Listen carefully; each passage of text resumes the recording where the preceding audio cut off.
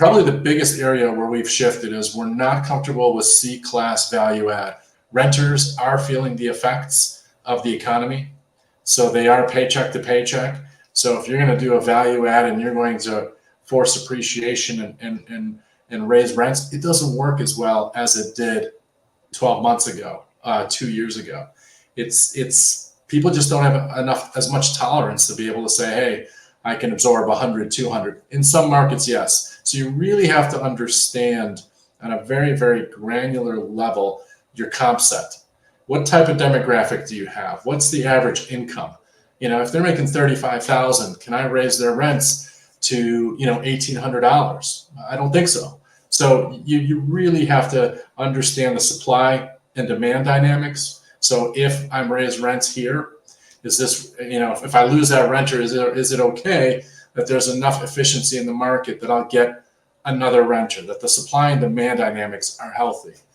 But the days, I think, of just, assuming, which is, I think, the problem that everybody did, just very kind of shallow surface underwriting, making all these assumptions. Yes, I can get 100, 200, 300. And their comparisons are so generic as well. They see that like a 1990 asset's getting $200 more, and they think, well, why can't my 1980s asset get $200 more, without really understanding, the submarket, all the other various dynamics that we spoke about. So I know that's a mouthful, but all said and done, we are just, granted, we're a little gun shy. I don't want to. And the good thing is we don't have to buy anything, right? I think that's a difference between us and some.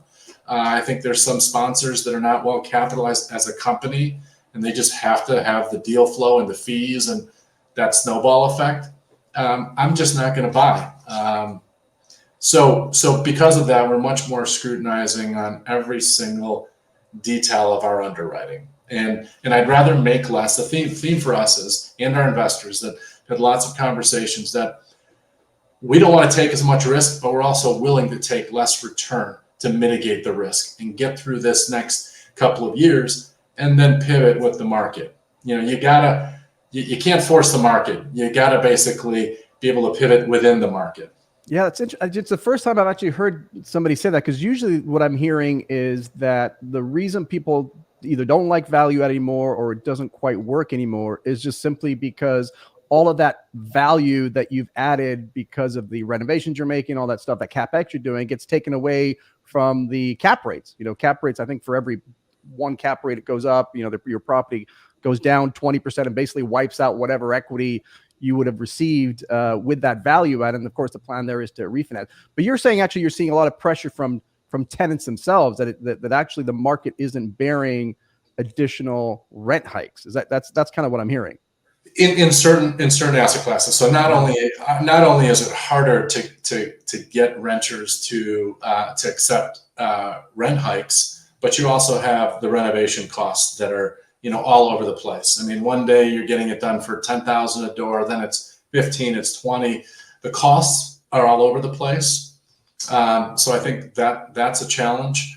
And then ultimately, you're likely buying something that's not stabilized. So you're putting on floating rate bridge debt. That's another variable in risk.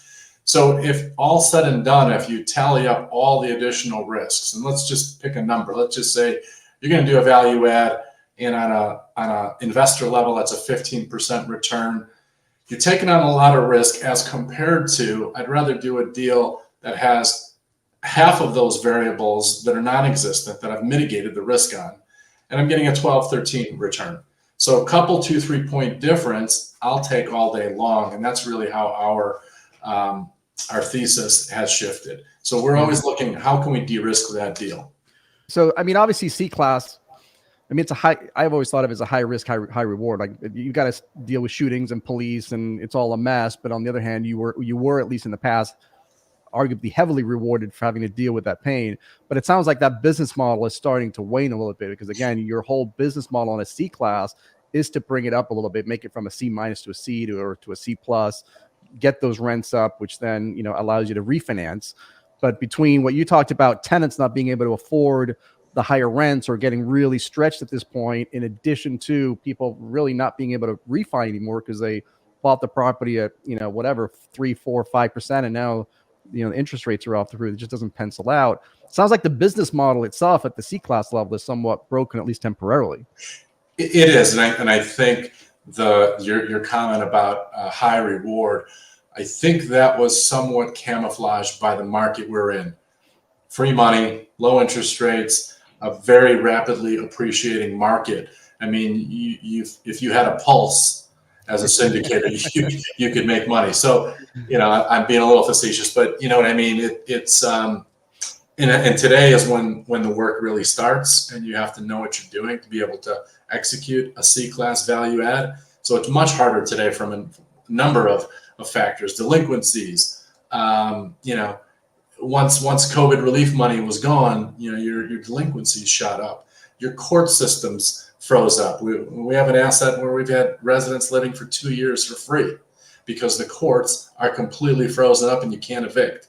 So, you know, you get beat up a little bit by some of those dynamics. You learn, is it worth it?